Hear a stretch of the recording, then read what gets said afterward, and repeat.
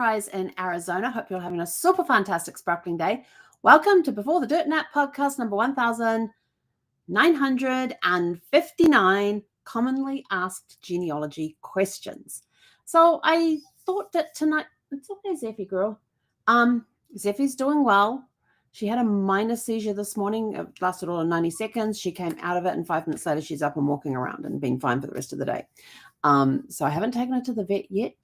We're just monitoring. Hey, Zeph, back in here. Got to watch where she is. But anyway, so thought tonight we'll look at commonly asked questions on genealogy. And if you let us know in the comments what some of your burning questions are about genealogy, maybe we can have a look at them tonight, or we will answer them after the podcasts as we see them come in through the chat. So now I've got to go. I've got to remember where I put my questions. Nope, that's not it. Where did I put my questions? I had a whole bunch of questions lined up. Where did I put them? Oh my gosh, I have completely lost my document. No, it's not that one. Oh, I found them. Jeepers. Totally forgot where I am so sorry. I don't even know what plan. Oh, she's eating. That's good. Okay. So commonly asked questions. I've got the 7 top commonly asked questions about genealogy right here. And number 1 is, how do I start researching genealogy?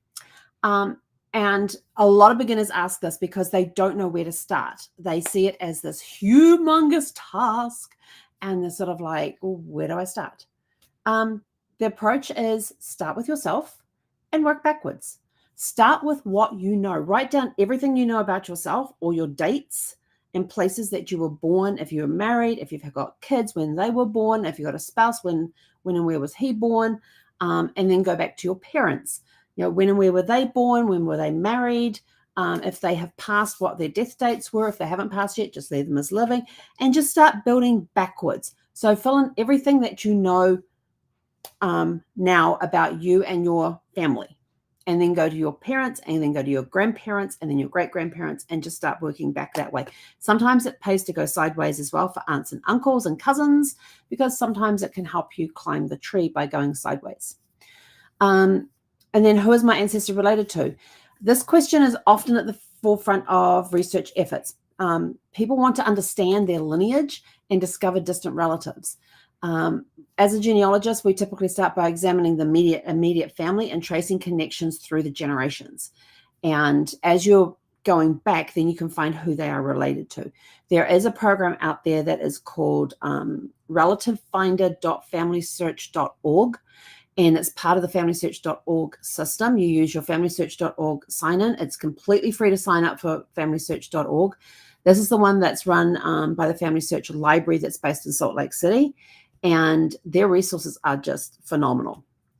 I use them a lot, but I love the relative finder thing, because you can go in there and you can say, oh, am I related to any of the presidents? Am I related to anybody in entertainment? Am I related to anybody in European royalty? And there's a whole list of categories, authors and writers and sports people and entertainment and things like that, that you can find out, am I related to them? Now, don't take it as gospel, because you're still going to have to go back and do the research to see if those connections are genuine. My mother-in-law came up as being the 9th great-granddaughter of Richard Wilson, who was one of the people on the Mayflower. Now, when I told my brother-in-law about this, he was sort of like, oh yeah, Mum used to talk about that a lot. He said, but I couldn't remember who she was related to. Well, I found one line. I know which line it comes from. I just have to verify that that's the right, that I've got the right people in there that match up to Richard Warren's daughter that her 8th great-grandfather married. So look through those things. It's always a lot of fun. When and where did an event happen? Understanding the contents of a significant events in ancestor's life is crucial. It is crucial. If you know that a family member was involved in some historical event, when you're looking at the historical records and pinpointing dates and locations and births and deaths and marriages, you can see what was going on in the world at that time, and were your ancestors part of that? Were they part of World War I? Were they part of World War II? Were they part of the Korean War? Were they part of the Civil War? Were they part of any other wars that went on? Any natural disasters? There's a whole bunch of stuff that happened during that time. Coronations. Were they part of coronations? Were they in an area where they could have easily observed the coronation? Or were they living out of that area? And it doesn't matter where the coronation took place. It could be one of the ones in Europe. It could be one of the ones in England. It could be one of the ones that was in China. Wherever the coronation took place, were your ancestors part of that festivities? And in historical records, it would have listed people who had positions of prominence during those events, and maybe your ancestors one of those. Were they part of a land grab program? Were they part of a land grant? So looking back through those historical times as well, were they part of a wave of immigration that came into the United States at a certain time? Were they part of the people who settled British colonies like Australia and New Zealand? There's a whole bunch of stuff that happened throughout history, and it's matching those up to seeing were my ancestors part of that took place, and how were they part of it? And this is when you look in historical records about these events, and you might find the dates, you might find your ancestors' names in there. Question number 4, what can you tell me about my ancestors' life? People often ask this. They're looking for a detailed biographical information about their ancestors, including land ownership, occupations, personal stories that can enrich their understanding of family heritage. I love people that ask this question, and we can dive deep into who was this particular person who was born here, and you give birth and death dates and the locations and everything else, and then we go hunting. We're looking at old newspapers. We're looking at land deeds. We're looking at probate records. We're looking at birth records, baptismal records, marriage records. Did I say newspapers? Any bulletins that were around during that time. Unusual places. Were they part of societies that were in place at that time? Looking for anything relating to the area that they lived in at the time, what documentation was there that we can go and have a look. Were their names mentioned on the other journals that were written by people who may not be were the journals written by your ancestor or by people they associated with? And this way we can start building up. Census reports is another one, because we can look to see what their occupation was. So this is building up this character thing. Using a lot of records, we can start piecing together your ancestors' life and the sort of things that they did, where they lived, what their occupations were, who they got married to, who their parents were, who their children were, just things like that. It's always fun. I love doing that. Can you find your ancestors for free? Yes. Some programs, some platforms are paid for, like Ancestry.com, MyHeritage, GeneNet is GeneNet's one. It's okay, sweetie. GeneNet, what's the other one? But FamilySearch.org, they got free access to all of their records, and it can be a little daunting going in because they have so many records available online. If you go into any of the Family Search libraries, their main one is in Salt Lake City, but if you go to any of their branches at any of the Mormon temples and things where they have a family center, you can find other records there as well that you're able to access for free. So yes, you can find information on your ancestors for free using something like Family Search. That's the biggest free one that I know of that's out there. You can also go look at National Archive records. You can do that for free as well. There's a lot of free resources out there that will help you find information of your ancestors. You've got Find a Grave, you've got Billion Graves, you've got National Archives, you've got Society. Some societies have free access to their records. Let's see, libraries are another good place of information. If you have a state archives or a city archives, they've got information there as well. City records, parish records. There's a whole bunch of stuff that's out there that you can obtain for free. A great way to find some of the free sites is to go to cyndislist.com, and it's CYNDI 'SLIST, and go to her site. She has thousands of links there, all from different categories, from all different parts of the world, where you can link up with different records. And if I remember correctly, she has $ next to those that are, that are paid for sites. And then those that don't have, they've got free access to records. So there's a ton of records out there that you can access for free. And then there's also the sites where you can access other records where you do have to pay a subscription for those records to find out more information. How do you verify family stories? That's one of my favorite things to do. You've got the family myths and legends often prompt questions about their authenticity. And we advise researching historical records and comparing them against family narratives to determine their validity. There is some truth within family myths and legends. You just got to find out which piece of that story that's been passed down through generations is where the truth is, and then going and finding the true story and then expanding on it. I'm trying to think of one in my family that's been passed down through generations. I can't think of one right now. Because basically I've gone through and found the records. And yeah, what are some that I've done? I've got a blank mind on that one. I've got a client who had been told that they were related to a certain historical person. And I said, well, you won't be directly related to that person because they never had any children. And she was like, great, that's awesome. But you could be a distant cousin. And we'll have a look and see if we can find that link for you. We haven't found that link yet, but we did find links to other famous people that they had no clue that they were related to. So that's kind of cool. So we've had that family myth and legend where somebody says, oh, we're related to this person, and you go and find out that it may be the person of the same name, but not the famous person that they were talking about. It could be that they turn around and said this event happened, and you find the event, but that wasn't the one that person was involved in. There was another one over here that was similar, but not this one that they keep claiming they're in. But at the same time, there was this one that was over here, and that's the one that they were actually involved with. So there's different things that you can find, and looking through historical records, comparing them against narratives that you've been told over the years is a great way to do that. We've had some people who have turned around and said, we had a rumor that my grandfather was adopted. Well, we can go back and have a look to see if that's possible or not.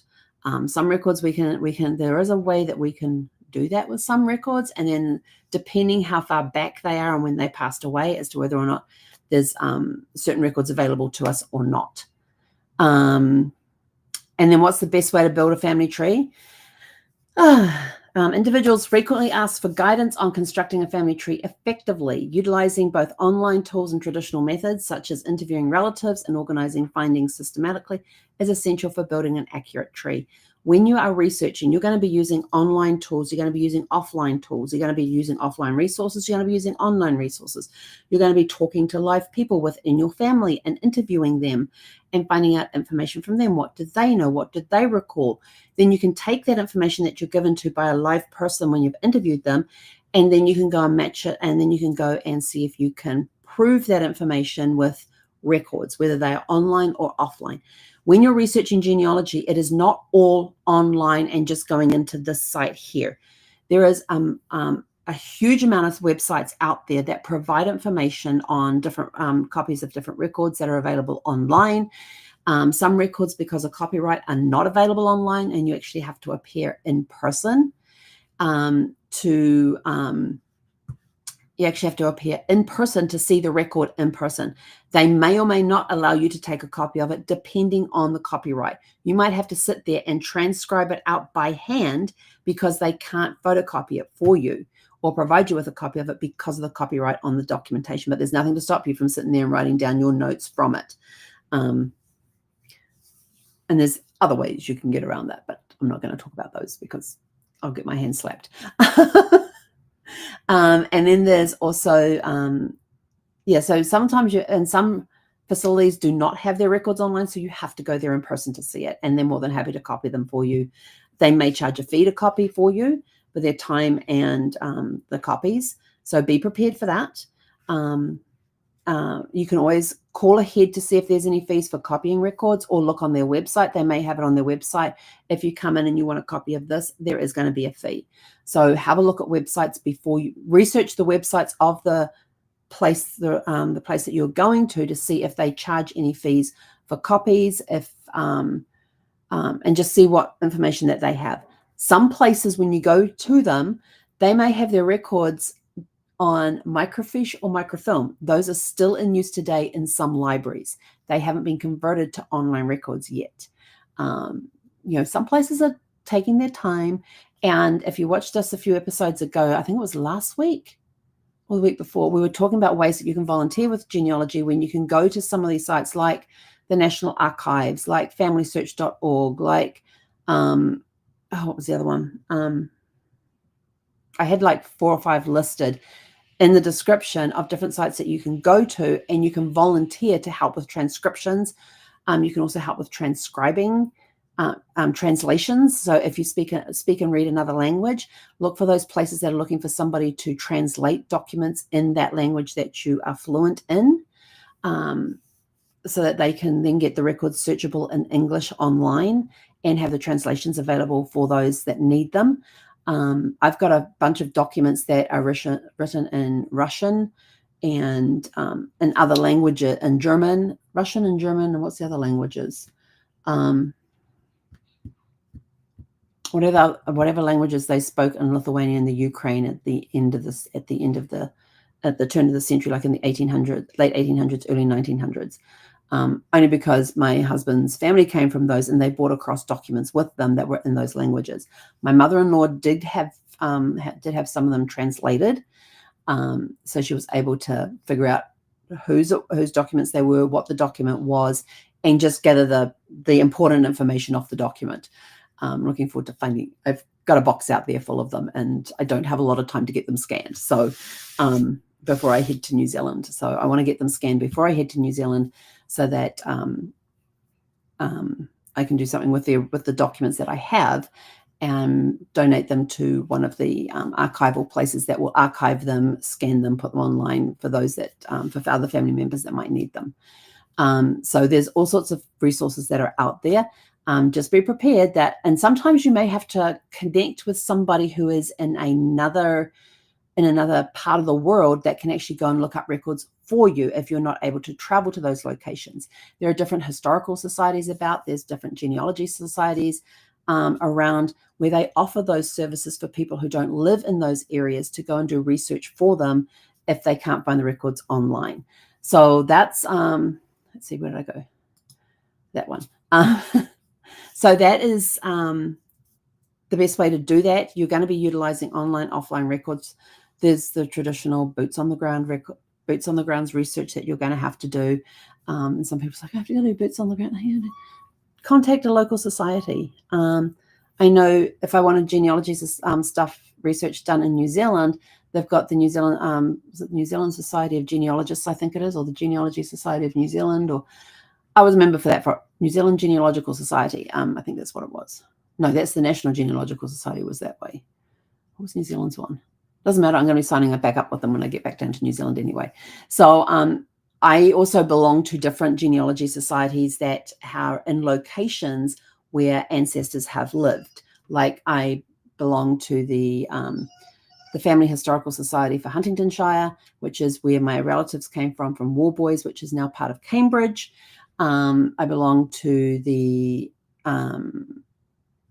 what's the other one? There's one in Indiana that I belong to, which is where my mother-in-law's family came from. There's different ones that I belong to for different reasons. And I even belong to the Georgia Genealogical Society because if I'm a member of them, I get a discount on my week-long conference that takes place in July of every year. If you're a member, you get a nice discount on that, and it's worth the membership to do that. So there's ones I belong to like that. But if I also need people to go and look at records in those areas, I have them available to do so. And sometimes I belong to a society because I have a client who is mainly from that area, and I could need somebody to go and look some records for me. And so being able to contact another person in another family search, in another organization, association, society, or whatever it is, and asking them to go do that. Some of them will charge fees for it. Some of it's volunteered, but it's worth it. It's worth it because you're not tearing your hair out. And this is when you've done your research and you're just missing that one piece of information. and you need somebody, and because the records aren't online, you have to have somebody go in and do it, or you've got to travel there and go do it yourself. So there's those options too. So those are our frequently asked questions. If you have a question about genealogy that you would like to know about, just put it in the comments below and we'll be more than happy to answer it for you. With that, we are out of here. I know I said Nicole was going to be on tonight, but she had a meeting that ran over. And so we are going to see her on Friday doing home remedies. So tomorrow night I am going to be on early. I'm going to be on an hour early. So I'm going to be on at 5 p.m. Pacific tomorrow night because I have an online meeting at 6 p.m. Pacific tomorrow night that I need to attend. So tomorrow night we'll see you at 5 p.m. Pacific.